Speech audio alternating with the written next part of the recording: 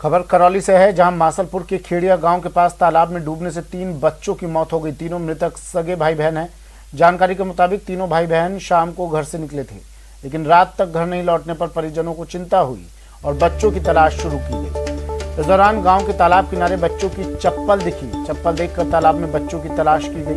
तलाशी के दौरान तीनों बच्चों के शव तालाब से मिले, जिससे इलाके में हड़कंप मच गया। फिलहाल बच्चों के शव तालाब से निकालकर परिजनों के सुपुर्द कर दिए गए।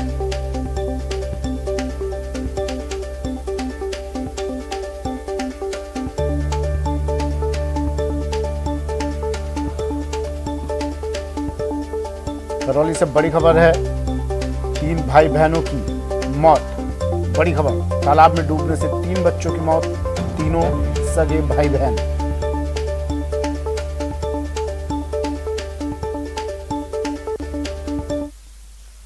सीधा लिए चलते हैं कोटा, जहां कोटा दौरे पर हैं स्पीकर ओम बिरला। अधिकारियों के साथ समीक्षा बैठक ओम बिरला यहां कर रहे हैं। हाड़ौती में बाढ़ से हुए नुकसान पर मंथन, फसल बीमा को लेकर अधिकारियों से फीडबैक ले रहे हैं ओम बिरला। बैठक में विधायक मदन दिलावर, संदीप शर्मा, कल्पना देवी, अशोक डोगरा सहित प्रशासनिक अधिकारी। मेरा एक आग्रह था, तो उसका दूसरा इलाज है, आप तुरंत पट्टा देने की व्यवस्था करें, क्योंकि वो तो बेघर हो गया। मतलब मानने को पट्टा ही है उनके, जो पट्टा दिया जा सकता है उनको मान लेते भी पट्टा है। मैं समझा जो बात होगी मैं समझ गया। ग्राम सेक्रेटरी लिख देगा कि ये पुराना मकान है, केवल उसी से काम चल जाएगा, उसको ज्यादा लंबा करने में ज्यादा मैं समझ गया इशारा। जिसका मकान पुराना है, तस्वीरें सबसे पहले टीवी स्क्रीन पर। ओम बिरला लोकसभा अध्यक्ष कोटा दौरे पर, एक बार फिर से कोटा दौरे पर। हाड़ौती में जो नुकसान हुआ बाढ़ से, जल प्रलय से, उस नुकसान पर मंथन किया जा रहा है। समीक्षा बैठक ओम बिरला, तमाम अधिकारियों के साथ ही समीक्षा बैठक चल रही है। फसल बीमा को लेकर भी अधिकारियों से फीडबैक ओम बिरला ले रहे हैं। बैठक में विधायक मदन दिलावर मौजूद हैं, संदीप शर्मा, कल्पना देवी, अशोक डोगरा और कई प्रशासनिक अधिकारी इस बैठक में मौजूद हैं। ये तस्वीरें सबसे पहले न्यूज़ 18 राजस्थान मकान है, बस एक शब्द लिखना उसमें। अब खुद ही नियम कानून लगा दे कि ये चारागाह में, ये खाल में, तो फिर उसको नहीं मिलेगा, फिर कोई नहीं दिला सकता उसको। तो आप गाइडलाइन की अवहेलना नहीं कर सकते। इसका रास्ता यही है, कलेक्टर साहब डायरेक्टली मैसेज कर देंगे सभी को कि इसी लाइन पर वर्किंग करनी है, ताकि ज़्यादातर मैक्सिमम लोगों को पैसा मिल जाए। ये आप गड़बड़ी कर प्रधानमंत्री आवास योजना में मैंने मंत्री जी को बुलाया था और जो सेक्रेटरी सब आए थे।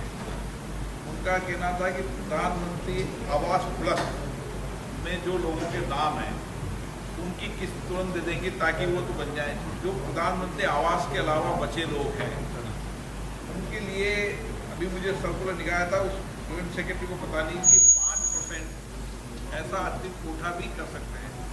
लेकिन उनका कहना है कि हमने पोर्टल बंद कर दिया। तो कर्नाटक कई प्रदेशों का उदाहरण दे रहा था कि पोर्टल बंद करने के कारण नए पोर्टल रिकॉर्ड है। मैं दोबारा से मंडे से इस विषय पर बात करूँगा। प्रधानमंत्री आवास योजना में आपके पास मंडे को टेलीफोन आ जाएगा कि जिन प्रधानमंत्री आवास प्लस में जो लोग हैं और जिनके मकान गिरे हैं, सीधी तस्वीरें कोटा से दिखा रहे हैं। आपको चला दूंगा ताकि उनका मकान बनना शुरू हो जाए। नागौर से खबर है, नागौर में एक बड़ा सड़क हादसा हो गया, जहां कुचामन सिटी शहर के मेगा हाईवे राणासर के पास ट्रक और कार में भीषण भिड़ंत हो गई। हादसे में 5 लोगों की मौत हो गई, जबकि 3 लोग गंभीर रूप से घायल हो गए। सभी मृतक कार में सवार थे। सभी मृतक चूरू जिले के राजल देसर गांव के रहने वाले हैं। 3 घायलों में एक छोटी बच्ची की हालत गंभीर है, जिसका कुचामन के राजकीय हॉस्पिटल में इलाज चल रहा है। वहीं सभी मृतकों के शवों को मोर्चरी में रखाया गया है। बताया जा रहा है कि कार सवार सभी लोग चूरू से अजमेर जा रहे थे।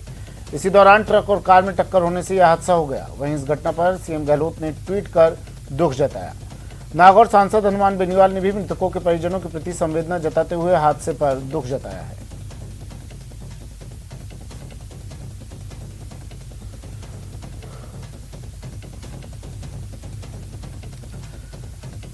मुख्यमंत्री अशोक गहलोत ने ट्वीट किया, नागौर में हुए भीषण सड़क हादसे में 5 लोगों की मौत के बाद मुख्यमंत्री ने ट्वीट कर दुख जताया। सीएम ने अपने ट्वीट में लिखा, नागौर के कुचामन सिटी क्षेत्र में हुए सड़क हादसे में 5 लोगों की मृत्यु अत्यंत दुखद है।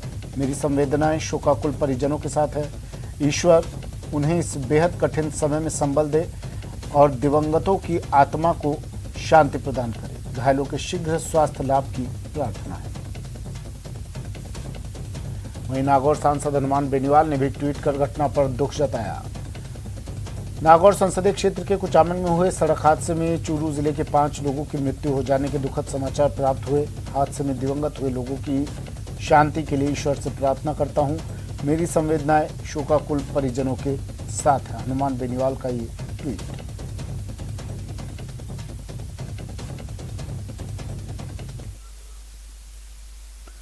और श्रीगंगानगर से बड़ी खबर है। एटीएम की लूट की नाकाम कोशिश यहां की गई। चोरों ने एटीएम मशीन को तोड़ा। एटीएम के अंदर लगे सीसीटीवी कैमरे को भी इन्होंने तोड़ दिया। बड़ी खबर टीवी स्क्रीन पर। श्रीगंगानगर से एटीएम की लूट करने की कोशिश, एटीएम लूटने की कोशिश की गई, लेकिन चोरों की ये कोशिश नाकाम साबित हुई। एटीएम मशीन को इन्होंने तोड़ दिया। सीसीटीवी कैमरे जो एटीएम के अंदर लगे हुए रहते हैं उस कैमरे को भी इन्होंने तोड़ दिया, लेकिन ये अपनी कोशिशों में सफल नहीं हो सके। सूचना मिलने पर सादुल शहर थाना पुलिस मौके पर पहुंची और मौके का मुआयना किया। एफएसएल टीम को भी बुलाया गया है ताकि बदमाशों का सुराग मिल सके।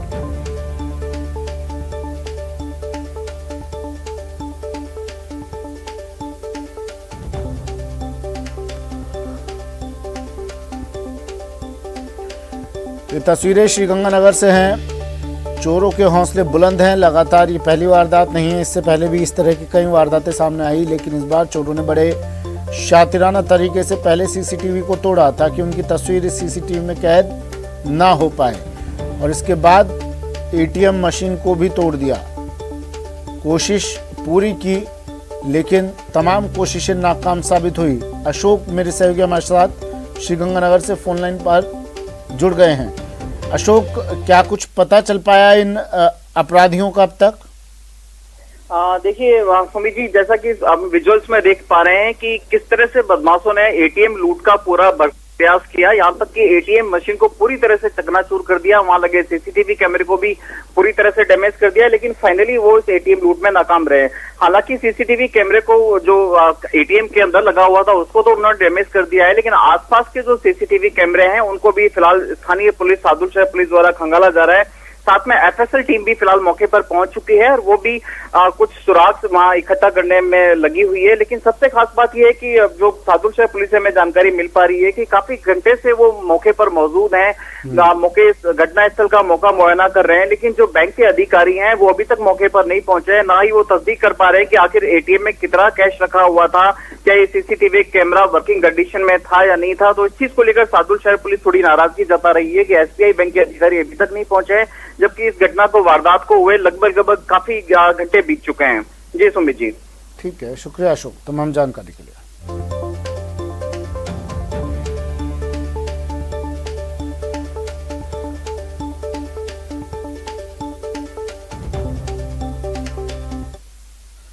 खबर कोटा से है। कोटा में रेलवे स्टेशन के प्लेटफॉर्म नंबर 4 पर हुई महिला यात्री के साथ चोरी की वारदात सीसीटीवी में कैद होने के बाद जीआरपी और आरपीएफ ने कार्रवाई करते हुए 2 शातिर चोरों को गिरफ्तार किया है, जिनके कब्जे से चोरी किया गया पर्स भी बरामद कर लिया है। पर्स में मोबाइल, मंगलसूत्र, एटीएम कार्ड और कुछ नकदी रखी हुई थी। आरपीएफ ने पर्स सहित सभी सामान बरामद कर लिया है। दोनों आरोपियों ने एक दिन पहले ही कोटा रेलवे स्टेशन पर प्लेटफॉर्म नंबर 4 पर बैठी भीलवाड़ा निवासी महिला यात्री का पर्स चोरी किया था।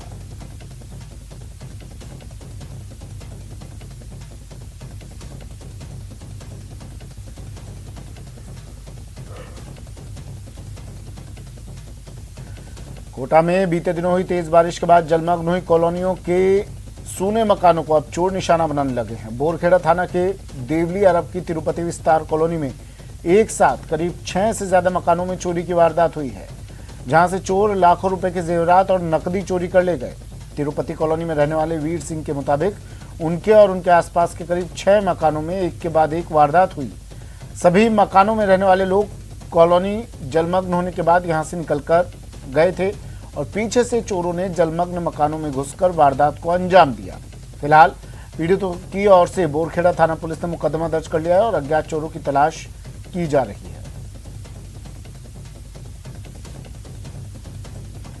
वहीं बूंदी शहर में सक्रिय हो रहे चोरों ने बीती रात जन जन की आस्था के केंद्र मालन मासी बालाजी मंदिर पर धावा बोलते हुए मंदिर की दान पेटी तोड़कर उसमें रखी 1.25 लाख रुपए के नोट चुरा ले गए। इस दौरान चोरी करने आए 3 चोरों ने सीसीटीवी कैमरों के तार काटकर कैमरों से भी छेड़छाड़ की। वहीं सुबह पूजा करने आए पुजारी को घटना के संबंध में पता चलने से कोतवाली पुलिस को सूचना दी गई, जिसके बाद मौके पर पहुंची पुलिस ने घटनास्थल का मौका मुआयना कर सीसीटीवी कैमरों को खंगालकर अज्ञात चोरों की शिनाख्त शुरू कर दी है।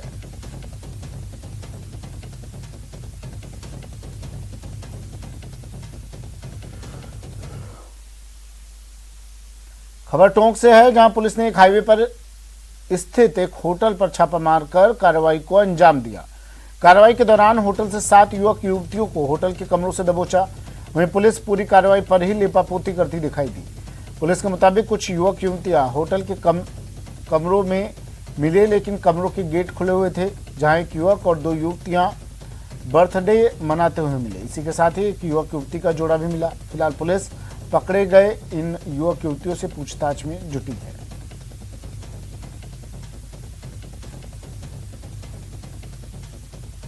इसके बारे में अभी मैं आया हूँ और होटल को चेक किया है, तो 2 लड़के लड़की होटल के यहाँ परिसर में बैठे हुए मिले, जिनकी शादी तो नहीं हुई है, बाकी उनकी सगाई हो रखी है। परिवारजनों से संपर्क किया, परिवारजनों ने ये बताया कि हम इनके साथ सगाई और की है और हमने भेजा है इच्छा से। और एक रूम खुला हुआ है, उसमें 2 लड़कियां और 1 लड़का मिला है, जो आपस में वो लड़की का बर्थडे मनाते हुए मिले, जिनके बारे में जांच की जाएगी। खबर अलवर से। अलवर के शिवाजी पार्क थाना पुलिस ने ऑनलाइन सट्टा किंग सहित 7 अभियुक्तों को गिरफ्तार किया है। पुलिस ने अभियुक्तों के पास से 21,09,000 रुपए नकद बरामद किए हैं। वहीं पिछले 6 दिनों में इनके पास से 2,83,00,000 रुपए का हिसाब मिला है। अलवर पुलिस के इतिहास में ये पहली बड़ी कार्रवाई है जिसमें सट्टे के कारोबारी के पास से इतनी बड़ी राशि बरामद की गई है। पुलिस नकदी की जानकारी सूचना प्रवर्तन निदेशालय और आयकर विभाग को देगी। सट्टेबाजों के पास से लैपटॉप, मोबाइल और पेपर आदि बरामद किए गए हैं।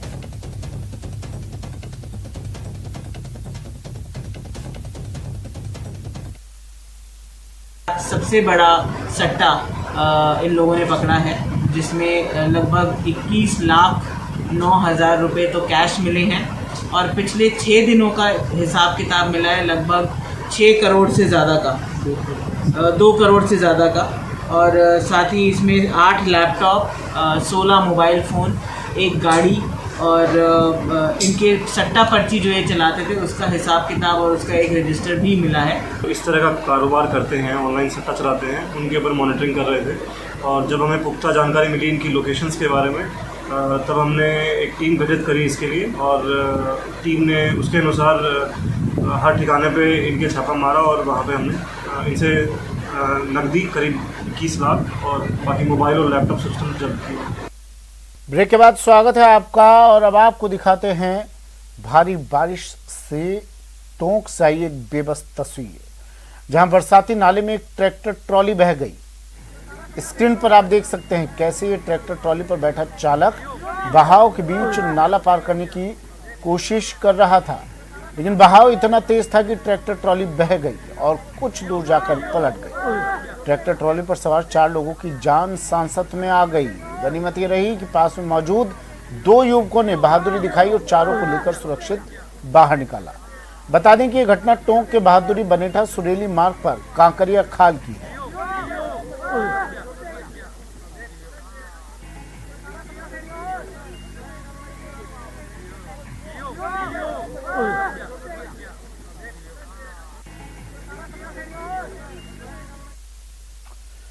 कोटा जिले में बाढ़ का कहर जारी है। सांगोद कस्बे में सेना ने रेस्क्यू ऑपरेशन कर 34 लोगों को मौत के मुंह से बाहर निकाला। इसमें ज्यादातर महिलाएं और बच्चे शामिल थे जो बाढ़ प्रभावित इलाके में बुरी तरह फंस गए थे। सेना की गाढ़ी इन्वेंट्री डिवीजन के साथ एनडीआरएफ और एसडीआरएफ की टीमें भी लगातार बाढ़ में फंसे लोगों को सुरक्षित स्थानों पर पहुंचाने में लगी हैं।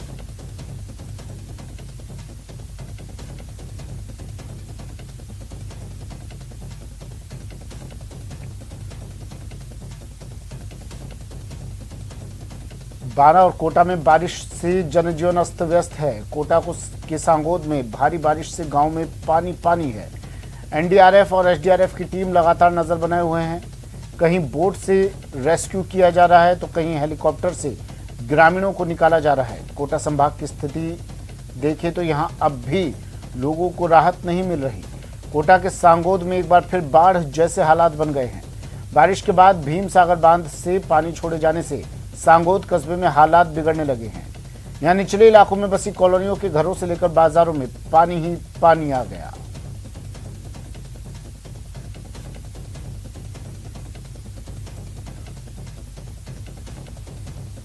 छह तस्वीरें टीवी स्क्रीन पर। कहीं बोट से तो कहीं हेलीकॉप्टर से रेस्क्यू किया जा रहा है। एनडीआरएफ तैनात है।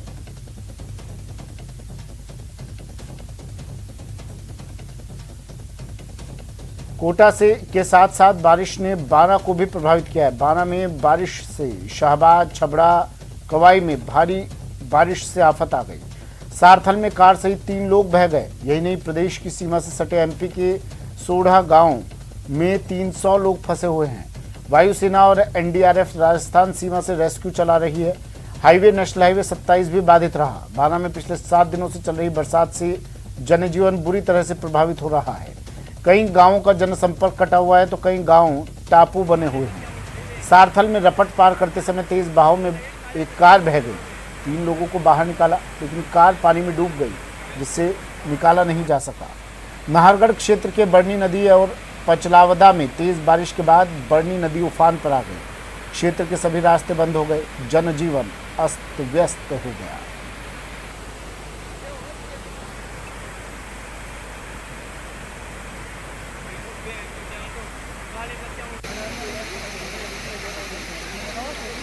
सवाई माधोपुर जिले में भारी बारिश के कारण काफी नुकसान हुआ। बारिश से कई मकान धराशायी हो गए। वहीं कई एनीकट और पुलिया भी पानी में बह गई। इतना ही नहीं, मानसरोवर बांध के भी टूटने का खतरा पैदा हो गया है। ऐसे में मानसरोवर बांध को बचाने के लिए सिंचाई विभाग पिछले 3 दिनों से लगभग 500 मजदूर लगाकर युद्ध स्तर पर काम कर रहा है। बांध टूटने की आशंका से दर्जनों गाँव के लोग दहशत में हैं। सांसद सुखबीर सिंह जौनापुरिया ने चल रहे काम का जायजा लिया। जानकारी दे रहे हैं संवाददाता गिरिराज शर्मा। सवाई माधोपुर जिले में पिछले 6 दिवस से लगातार अतिवृष्टि का दौर जारी है। लगातार मूसलाधार भारी बरसात के होने के चलते सवाई माधोपुर जिले के कई बांध, ताल, तलैया बिल्कुल ओवरफ्लो हो गए हैं। सिंचाई विभाग के सूत्रों की अगर माने तो सवाई माधोपुर जिले में 18 में से 10 बांध ओवरफ्लो होकर के पूरी तरह से छलक गए हैं और लगातार उनकी चादर चल रही है। आप इस वक्त भी देख सकते हैं, हम इस वक्त खड़े हुए हैं सवाई माधोपुर के बड़े बांधों में शुमार मानसरोवर बांध पर, जहां पर पूरी तरीके से एक चादर चल रही है। लेकिन सबसे बड़ी एक विडंबना ये कही जा सकती है कि वेस्टवेयर है, इसकी दीवार के पास में कुछ इसकी दीवार को नुकसान पहुंचा है, जिसके चलते 3 दिवस से लगातार यहां पर काम चल रहा है। साथ ही सांसद महोदय ने यहां पर आकर के सारा मौका मुआयना भी किया है। आइए उनसे जानते हैं कि क्या और किस तरीके के हालात इस वक्त मानसरोवर बांध के हैं। देखिए, जिस हिसाब से मानसरोवर में पानी आया तो मानसरोवर बांध की वजह से जैसे लीकेज हुआ, अगले गांव में बहुत एक आशंकित हो गया था मामला। डर गए थे लोग कहीं ऐसा ना हो बांध टूट गया, गांव के गांव तबाह हो जाएंगे। हुआ क्या है कि बांध के आगे जो चादर डली हुई थी उसमें कहीं ना कहीं बीच में लीकेज आई है, उसकी वजह से फर्श बैठ गया। फर्श जब बैठ गया तो उसमें पानी ने अपने जगह बना ली। उसके बाद में तुरंत ही सारे एससी साहब वहाँ से आए हैं, जयपुर से एक्शन साहब में सारा प्रशासन लगा और लगने के बाद में रात कट्टे डाले 2 दिन से। उसके बाद में जेसीबी एलएनटी मशीनें नहीं जा पा रही थी, अब मशीनें भी वहाँ पर पहुँच गई, सब कुछ कंट्रोल भी हो गया और मैं समझता हूँ किसी प्रकार का कोई नुकसान नहीं होगा। मैं गाँव वाले सारे आशंकित हैं, किसी गाँव वाले को नुकसान नहीं होगा, इस बात की मैं श्योर करता हूँ। मानसरोवर बांध में अतिवृष्टि के कारण डाउन स्ट्रीम में जब 1.5 से 2 फीट की चादर चली तो डाउन स्ट्रीम में के फ्लोर की बैठ गया था। उस फ्लोर के बैठते ही तुरंत उसको अटेंड किया गया और उसमें 2 दिन से कट्टे भर के उसको पहले सुरक्षित लाया गया और आज मशीनों को जाने का रास्ता बन गया है, व्यवस्था हो गई है, मशीनें अंदर चली गई हैं। इसलिए इसको शाम तक पूरी तरह से सुरक्षित स्थिति में ला दिया जाएगा और मानसून सत्र के ख़त्म होते ही इसको डिज़ाइन के अनुसार दोबारा पक्का बनाना शुरू की प्रक्रिया शुरू कर दी जाएगी। तो जैसा कि आप देख सकते हैं, उच्चाधिकारी अधीक्षण अभियंता के नेतृत्व में सवाई माधोपुर के मानसरोवर बांध पर लगातार लेबर के द्वारा काम किया जा रहा है। बड़ी मशीनरी यहाँ पर लगाई जा रही है और साथ ही आश्वस्त किया जा रहा है कि जो मानसरोवर बांध के जो डाउन स्ट्रीम में जो गांव रह रहे हैं, जो ग्रामीण रह रहे हैं, उन्हें किसी भी तरह का खतरा नहीं है। गिरिराज शर्मा, न्यूज़ 18, सवाई माधोपुर। मुख्यमंत्री अशोक गहलोत ने प्रदेश में भारी बारिश से फसलों और जानमाल के हुए नुकसान को लेकर आपदा प्रबंधन और राहत विभाग की समीक्षा बैठक ली, जिसमें सीएम ने प्रभावित जिलों के प्रभारी मंत्रियों और अधिकारियों से हालातों की जानकारी ली और रेस्क्यू और प्रभावित परिवारों को राहत पहुंचाने के लिए किए गए कार्यों का भी ब्यौरा लिया। जिसके बाद सीएम ने जिला कलेक्टर्स को निर्देश दिए कि वे समय पर गिरदावरी और मुआवजा आदि का काम करें, ताकि समय रहते भारत सरकार को मेमोरेंडम भिजवाए जा सके। साथ ही अधिकारियों से सीएम ने कहा कि प्रभावित परिवारों तक राहत पहुंचाने में कोई कमी न रखी जाए। अधिकारी ये दृष्टिकोण रखें कि गरीब लोगों की मदद करनी है। तो आप लोग भी वहाँ पर 1 लाख रुपए और दे दीजिए सबको। 4 लाख हो गए IDRF से और 1 लाख हो गए सीएम रिलीफ फंड से सर। और घायलों को 2-2 लाख रुपए सीएम रिलीफ फंड से दिए हैं सर। IDRF के नॉर्म्स में बहुत कम पैसा उसमें हजारों में है सर, उससे कम नहीं चलता आज के जमाने के अंदर। तो इलाज फ्री करने के अलावा 2-2 लाख रुपए उनको मुख्यमंत्री सहायता कोष दे दीजिएगा आप सर। बिल्कुल सर। बाकी आपने अच्छा किया, काफी लोग बचाओ। बस में जाती थी उस वक्त में, उसको बचाने का बहुत बड़ा काम था। चलिए, वक्त एक ब्रेक का है। ब्रेक के बाद बात गोल्डन बॉय नीरज चोपड़ा की।